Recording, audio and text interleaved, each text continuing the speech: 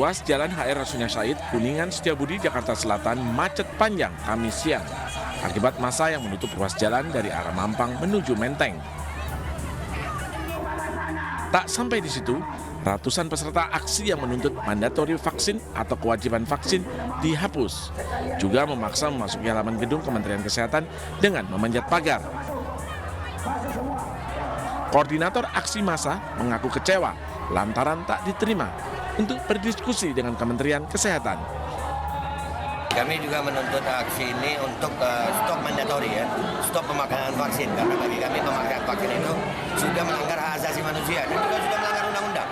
Dan kami juga mencurigai di vaksin ini nggak semua orang berakibat baik setelah divaksin. Karena banyak juga korban. Dan banyak orang yang divaksin itu karena keterpaksaan, bukan karena sukarela. Karena mereka terpaksa vaksin untuk sekolah anak-anaknya mereka. Mereka terpaksa vaksin untuk bansos. Mereka terpaksa vaksin untuk melanjutkan pekerjaan. Nah ini yang kami perjuangkan. Dan ini ibu-ibu yang datang sebagian besar adalah yang anak-anaknya menjadi korban. Ratusan massa yang mengatasnamakan Aliansi Rakyat menggugat berjanji akan kembali aksi bila mandatori vaksinasi terhadap anak-anak masih dilakukan. Dari Jakarta Selatan, Helmi Sajangbati melaporkan. Pembelajaran tatap muka di SMP Negeri 111 Jakarta dihentikan sementara setelah ditemukan kasus COVID-19. Kementerian Kesehatan meminta masyarakat waspada terhadap datangnya gelombang ketiga COVID-19.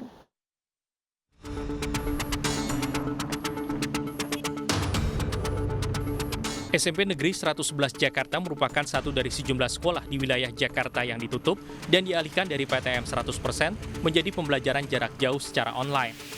Penutupan berawal dari informasi salah satu orang tua murid yang melaporkan anaknya yang terkonfirmasi COVID-19. Mendapat laporan itu, pihak sekolah langsung berkoordinasi dengan pihak kecamatan, sehingga sejak kemarin SMPN 111 Jakarta ditutup sementara waktu. Hingga Kamis pagi sudah terdata 4 siswa yang terkonfirmasi positif COVID-19 berdasarkan swab mandiri. Sementara itu, Kementerian Kesehatan Republik Indonesia memaparkan sejumlah persiapan yang dilakukan pemerintah dalam menghadapi gelombang ketiga COVID-19. Menteri Kesehatan Budi Gunadi Sadikin menginformasikan ciri khusus virus COVID-19 varian Omikron, diantaranya penularan yang cepat dan masif, namun dengan tingkat keparahan yang rendah. Hal inilah yang menyebabkan sejumlah strategi yang berbeda dalam penanganannya apabila dibandingkan dengan varian Delta. Jadi DKI ini kapasitas maksimalnya 11.500 tempat tidur, isolasi ya. Jadi di bulan Juli itu dia pernah kena 11.000 tuh, masih bisa masuk. Ya, Mbak Sabrina ya. Nah tapi yang sekarang kan mereka udah ditutup pintu, karena sekarang kan kosong. Jadi sama mereka udah dicabutin alatnya, orang-orangnya udah nggak ada yang ngerawat gitu kan. Itu sekarang yang terpasang 3.900. Nah angka 45% itu dihitung dari berbasis 3.900, bukan berbasis dari 11.000. Kalau dia hitung kembali terhadap kapasitas maksimal mungkin baru 12% DKI, 12-14%.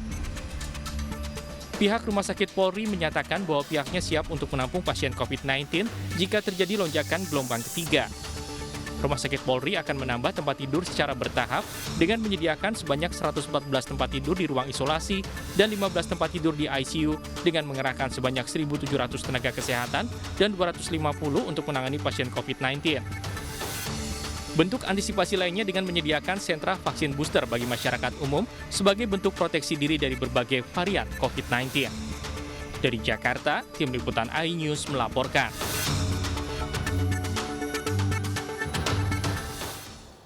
Sementara itu, pemirsa, program vaksinasi juga terus diakselerasi oleh pemerintah guna melindungi kesehatan masyarakat dari COVID-19, khususnya varian Omikron.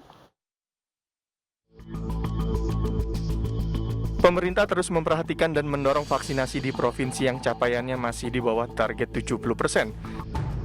Menteri Koordinator Bidang Perekonomian Airlangga Hartarto menjelaskan bahwa ada 4 provinsi yang program vaksinasinya masih di bawah 70%, diantaranya yakni Maluku Utara sekitar 68%, Maluku 66%, Papua Barat sekitar 46%, dan Papua sekitar 26%. Vaksinasi 3 provinsi yang masih di bawah nasional atau di bawah target 70%. Maluku Utara sudah meningkat ke 68%, Maluku masih di level 66%, dan Papua Barat di 46%, dan di Papua sekitar 26%. Airlangga menambahkan pemerintah juga mendorong travel bubble antara Batam, Bintan, dan Singapura. Hal ini juga diperkuat dengan keluarnya surat edaran dari Satgas COVID-19 tentang protokol kesehatan. Tim Liputan, iNews melaporkan. 3 pelajar di Kabupaten Bekasi, Jawa Barat tersengat aliran listrik saat memperbaiki jaringan internet. Mereka terpental jatuh dari atap, 2 di antaranya tewas seketika.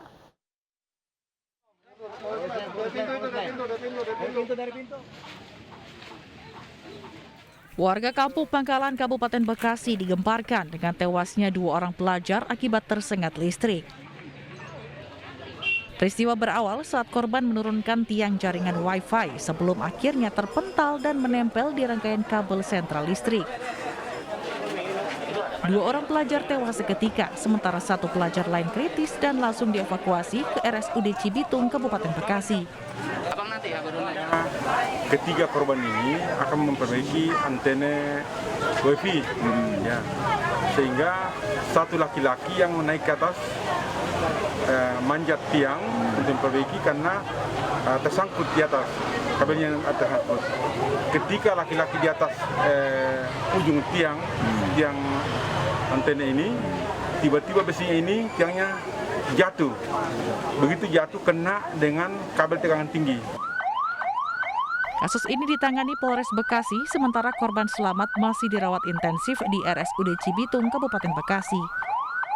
Dari Kabupaten Bekasi, Jawa Barat, Didi Junaidi, iNews melaporkan.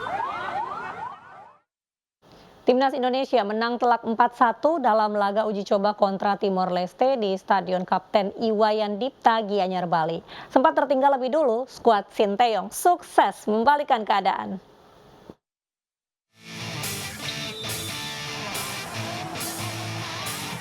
Skuad Garuda meraih kemenangan besar atas Timor Leste di dalam laga uji coba. Timor Leste yang gol lebih dulu di menit 35. Paulo Gali melepaskan tembakan lambung yang tidak dapat dihalau kiper Syahrul Fadilah. Indonesia baru membalas di babak kedua. Lewat kerjasama dengan Evan Dimas, Ricky Kambuaya melepaskan tembakan keras yang tak mampu dihalau kiper Junildo Manuel.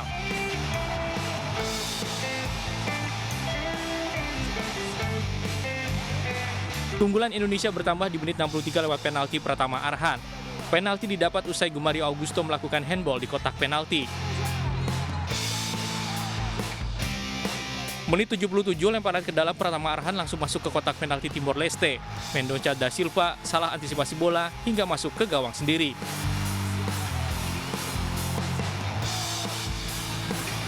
Gol keempat skuad Garuda terjadi di menit 80 di mana umpan silang Arhan berubah jadi gol bunuh diri Timor Leste setelah Filomeno salah menghalau bola.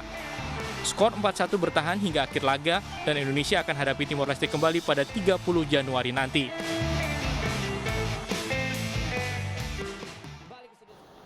Ya pemirsa, informasi tadi sekaligus menutup iNews Malam. Saya Mirva Suri dan kerabat kerja yang bertugas undur diri. Terima kasih, sampai jumpa.